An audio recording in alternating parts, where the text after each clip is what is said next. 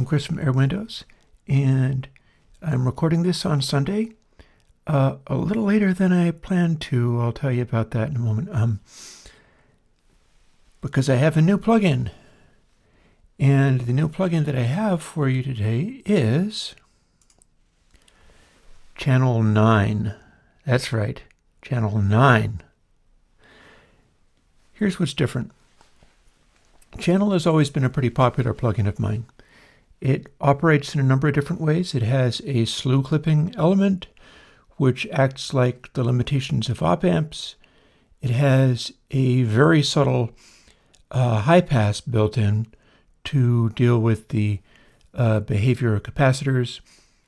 And it's got a saturation, which lets you make stuff be a little fatter, bigger, and louder. That's the drive control. Now, last version, Channel 8, was the drive control that gave you 100 and then 200% of drive. What that meant was up to 100%, you get increasingly into the plugin spiral, which is a very clean, smooth kind of saturation that doesn't add a lot of excess fatness. And this is a crossfade into spiral, by the way, so it's not like it's going to let transient information through if you don't have it full crank. From 100 to 200%, it goes from spiral as a crossfade into density, which is the sort of full thickness that traditional versions of Channel had. And you got your output control, and you've got console type, which is present on the AU and also on the VST. On the VST, instead of being a pop-up menu, it's a slider, and it should hopefully change the name to the side of the slider when you do that. And it sounds kind of like this. We'll cut it in.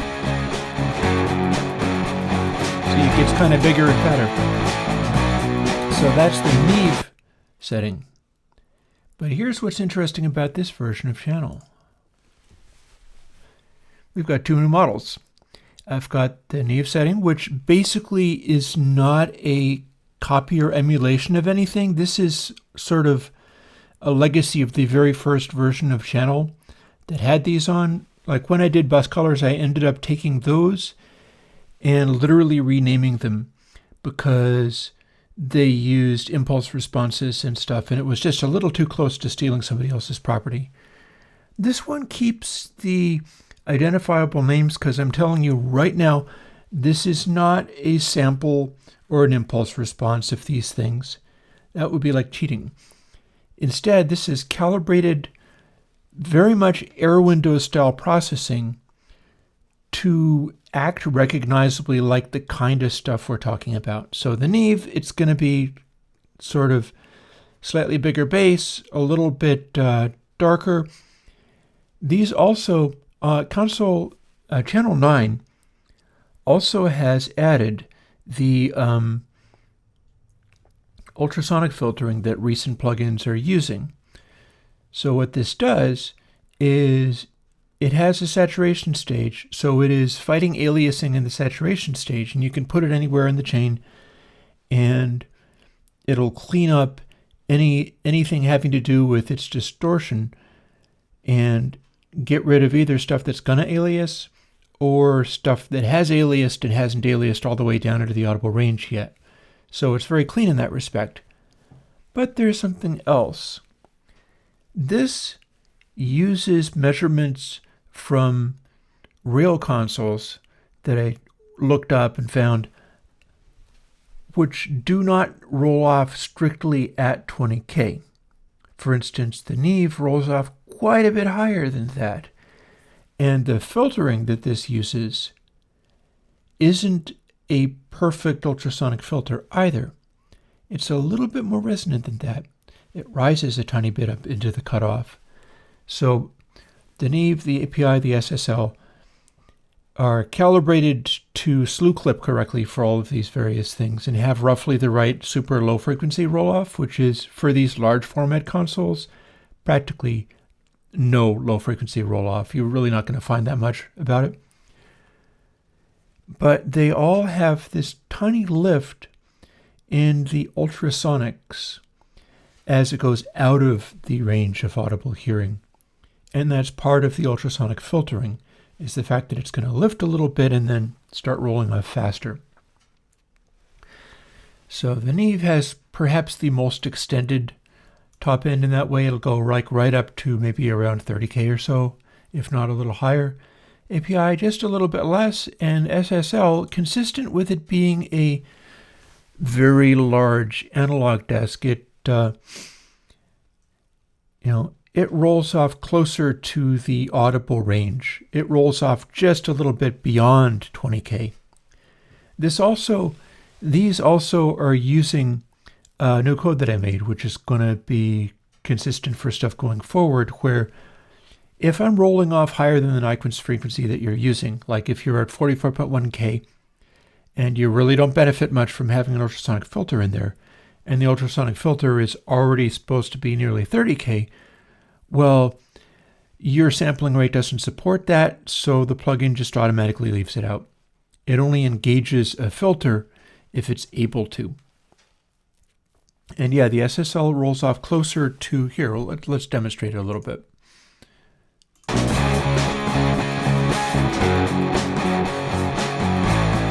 So we've got the Neve as a really high frequency roll off.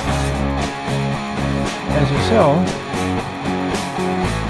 the highs are going to lift just a little bit because it's trying to get that sort of large format hit record glitter kind of thing going on by virtue of rolling off closer to the audible range. It's still supersonic, but not as far supersonic as something like a Neve.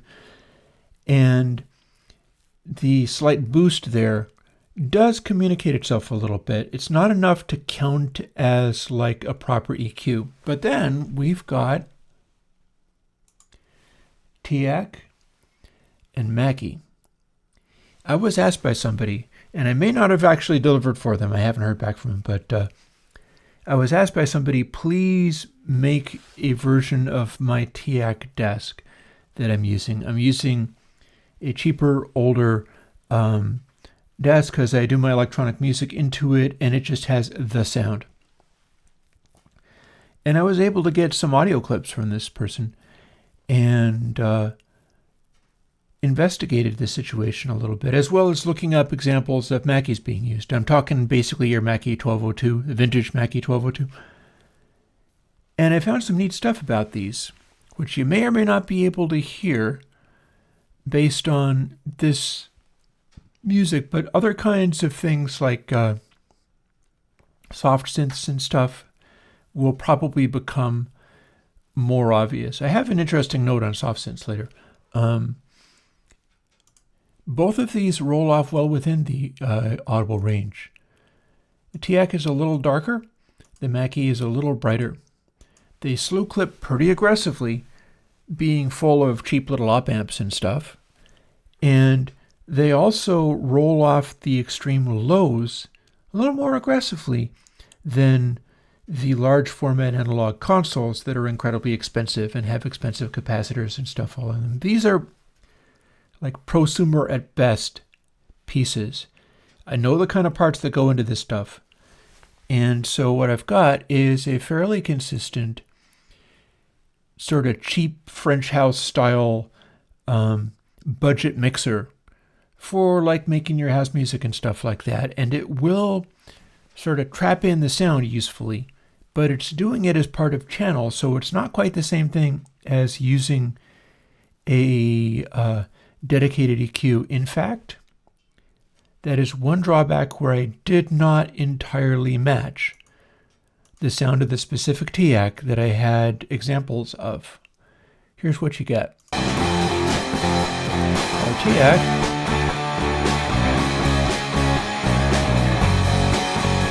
a little less extreme lows, a certain color to the extreme highs, compared to like your Neve, there's a little more lift in there, or compared to just the raw sound. We can slam the new deck. So this becomes your sort of TAC style audio, and then the Mackie is an even smaller board, and it's a little bit brighter, but I felt like it was even more limited in bass. So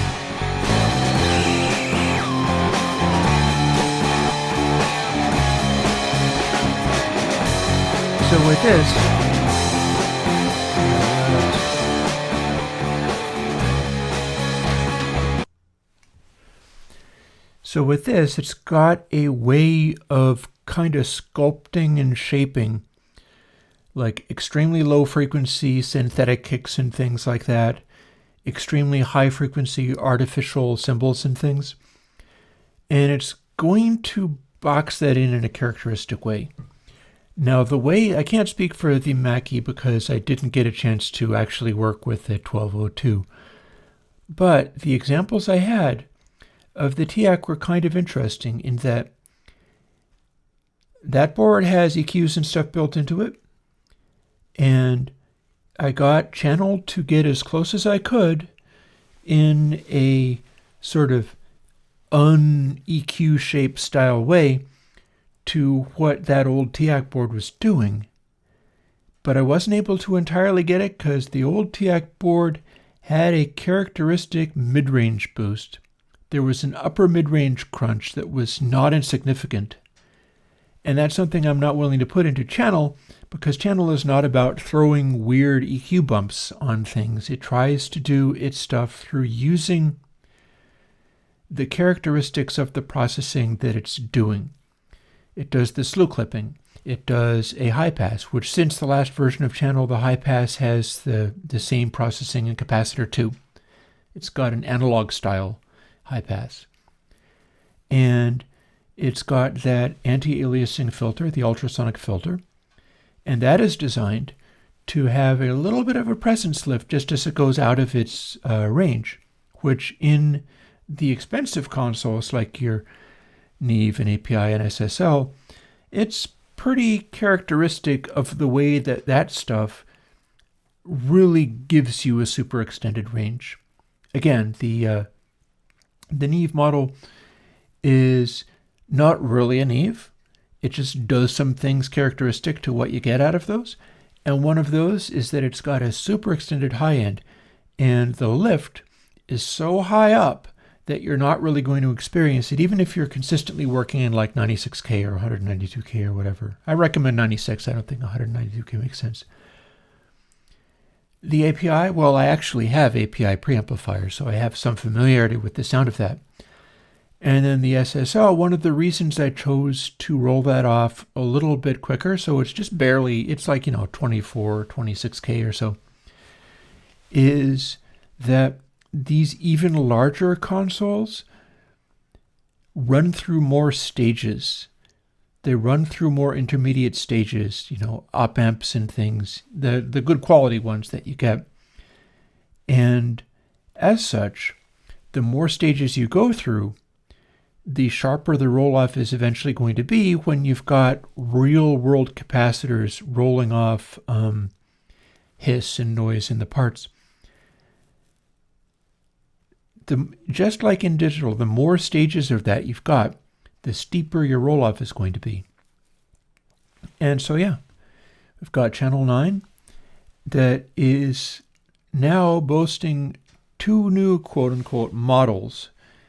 And again, I'm going to understate the fact that, or I can't overstate the fact that the way this works, I've got it labeled so that you know what kind of thing you're going to get. This is not a duplication or a copy of the schematic or a impulse response or anything like that from these things. But people love the labels, and I might as well use those labels for this because I can also say this is not the real thing. These are guidelines to help you get the kind of sound that would be useful to you when you're putting in this sort of Airwindows style analog processing. So there you have it. I hope you like Channel 9 as much as you've liked previous channels. I know that I don't have new music for you this week. That's eventually going to happen. I've been working on, for instance, a kind of game I have in mind that will let you sort of improvise chord progressions based on the circle of fifths things that I've been doing. And I also included ways of improvising or gamifying the making of a structure, and maybe even ways to score whether the structure is a high score or a low scoring song structure. It's going to be called something along the lines of progressive rock composing game or something like that. And I'm working on this. As you can see, I've had a lot of writing and note-taking and gluing or sticking tape on the back of these things. I'm working on actually having this printed up.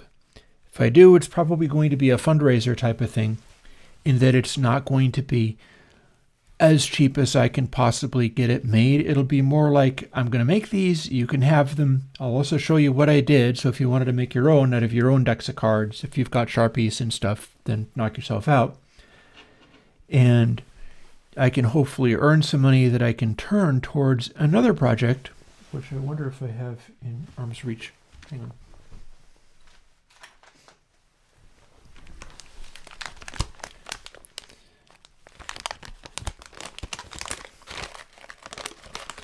This is something cool. It's a bag of 500 BS170 MOSFETs. I've been getting electronic parts because I know I'm going to get to that place where the Patreon is doing well enough that I hit that goal.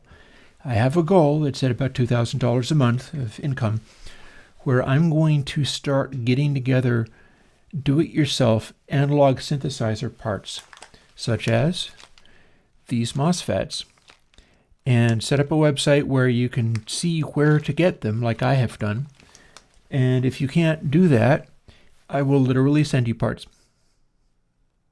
If I do well enough in Patreon and stay doing well enough in Patreon that I can cover it, I'm going to set up a thing where I'm literally sending people like care packages, because I believe strongly and passionately that there are people out there who can do cool things and do not have the resources. And that's one of the reasons why open source plugins is great. But I feel like you should be able to do more. I feel like you should be able to do things like, I don't know, get AT-Tiny85 chips, these tiny little chips that look like op amps that are little tiny computers that you can program. I know where I can get programs for these. I bet I could write programs for these. And you know what? If you buy them in large enough quantity, these chips are $1 each. I think people just need a bit of a kickstart. I think people just need to get a start at fooling around with this stuff. And so, bit by bit, I'm getting together the stuff that I would need to dive into this world and start doing really fun stuff. And when I do, you'll be able to watch. I'll do like an additional day per week, and it'll be experimenting with this hardware stuff. Although, seeing as I'm talking about some of these things, I'm talking about like the Patreon and so on and so forth. The Patreon is all about like getting paid so I can continue to do this full-time, like all day, every day kind of thing. And it's worked so well that I've been making plugins, and they're open source plugins so other people can use them. And there are people who have asked to do that. I'm going to tell you a little story about what made me be late today for what I was planning to do. This is not an analog synthesizer. This is a thing called NextKey. It is a little USB keyboard that you can plug into your computer. And it talks to the computer. Well, let me tell you what I did today. I was looking at the Facebook group for Airwindows audiophiles, which is not my group, that's somebody else's group. It's important to be doing stuff that other people have rather than trying to do everything yourself. I need to focus on the stuff that I do. And they mentioned that a certain open source plugin an open source synthesizer called Surge had some kind of recent release. And it was like, oh yeah, I think those are the guys where they specifically asked me. They were like, yeah, your license allows us to use every plugin that you've got. Is that okay? Are you sure that's what you meant? And I said, hell yeah, absolutely. That is exactly what I meant. Rock on. Use whatever you like. And they did. Surge contains, I think it was something like, a little over 50 maybe a little under.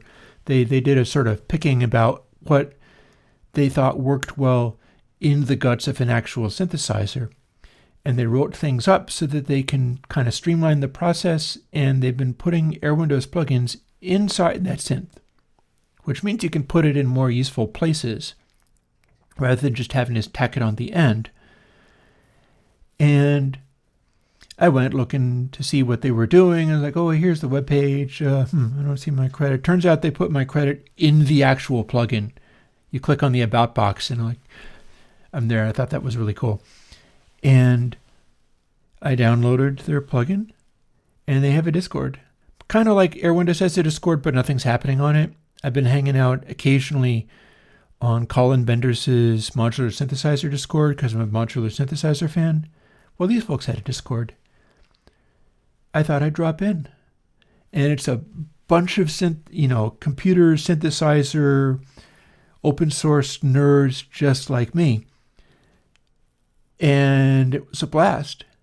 I dropped in, met people, and looked over, the stuff that they were including, sat in on some of the conversations, and I went, oh, hey, you should make an oscillator like this. There should be an oscillator that is like my bit crusher, the analog bit crusher, except for that you should be able to frequency modulate the analog bit crusher, which you can't do in a plugin because it doesn't operate fast enough.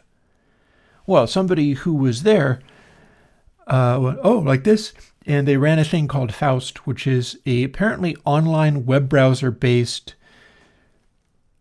DSP design thing. It just ran in the browser. Oh, one of these? And they coded up some stuff. Oh, hey, I made an MIT license just for you because you use MIT license. And they were doing what I described when I said, yeah, it should be the analog bit crush. Turns out there is a Native Instruments thing that lets you analogize the bit crush, which is cool too. But I was like, it should do this. And, oh, like this? Coded this thing up, ran it in the browser. It did that. I went, whoa. Okay, now it should do this. And now it should do that. And the other thing. And what can we... Half an hour later, we're fooling around with the new synthesizer oscillator that I don't think anybody has had. And if all goes well, you might see it in a upcoming version of Surge if I can get folks excited about using it. I thought that it was a really funky and strangely synthetic. It sounds very electronic. But turns out, like frequency modulating the bit crush at audio rates can make some pretty sick sounds. That's like in the first 5 minutes of me dropping by this Discord. They have everybody color-coded with orange for people whose code is in the actual synthesizer plugin. They gave me orange because my code is in the synthesizer plugin. I was like, yeah, well, give me this orange color coding after I give you the oscillator that you should have. And we kind of coded it up and made it go, me and this other fellow. And, sometimes the open source world is just really cool. And sometimes living your life on the basis of what you can give to others rather than what you can get for yourself is really cool. That's all I have to say about that. So, yeah, you can jump on my Patreon if you would like me to have lots of money to accumulate electronic parts like this so that I can have lots of people building weird things in their basements or apartments or whatever, because I think that would be enormously fun and exciting. And tomorrow I will be doing my usual code stream. And Actually, come to think of it, I've been doing all this talking with Logic showing up like there. Yeah, tomorrow I'll be doing my usual code stream, which I'm probably going to finish up the preponderant plugin. That's what I've been working on recently. That is the like soothe alike, only not, where it literally does the opposite of soothe, but it tries to balance frequency ranges in the way that soothe balances things. And I've got a couple of ideas for where I could take it. And yeah, we will see where we can take all of this. So on that note, I should probably head off, post this plugin, and call it a night. Rest up for perhaps finishing off preponderant tomorrow and seeing where else we can go. But yeah, this is one of those days. I hope you like Channel 9. I find there's lots of stuff that can work out very excitingly. And there's, I think, a lot to look forward to. And I hope you can look forward to it along with me. Talk to you later. Bye-bye.